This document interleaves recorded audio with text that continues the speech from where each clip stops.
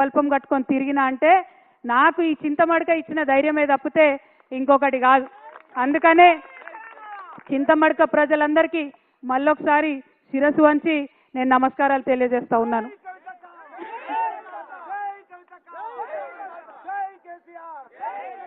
ఉద్యమం లేనప్పుడు కుటుంబంలో నేను చింతమడకకు వచ్చినా పోయిన జ్ఞాపకాలు చాలా ఉన్నాయి.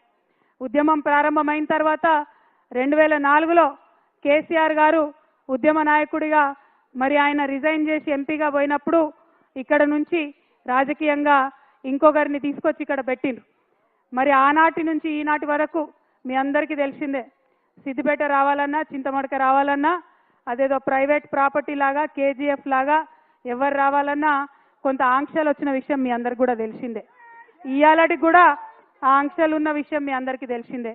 కాకపోతే ఈ చింతమడక గడ్డ చిరుతపులిని కన్న గడ్డ, కేసీఆర్ని కన్న గడ్డ, ఇటువంటి గడ్డ మీద ఎవరి ఆంక్షలు కూడా నైజాంత అని ఇవాళ ఊరంతా కదిలి వచ్చి మీరు ఈ బతుకమ్మ పండుగ చేసుకోవడమే సాక్ష్యంగా నేను భావిస్తూ ఉన్నాను.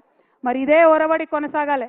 ఎందుకంటే మీ ఆశీర్వాదంతో ఒకసారి కేసీఆర్ గారు ఇక్కడి నుంచి ఒక భూకంపం పుట్టించి తెలంగాణ రాష్ట్రం తీసుకొచ్చి మీ ముంగట పెట్టిండ్రు. మరి మీరు ఆశీర్వాదం ఇస్తే ఇది నా జన్మభూమి, ఇది నా అమ్మగారిల్లు. మరి ఈ జన్మభూమే మరి భవిష్యత్తులో కర్మభూమి కూడా కావచ్చు, ఎవరం కూడా చెప్పలేము. కాబట్టి మీ ఆశీర్వాదం ఉంటే ఏదైనా సాధ్యమవుతుందనే విషయాన్ని నేను ఈ సందర్భంగా మీకు తెలియజేస్తా ఉన్నాను.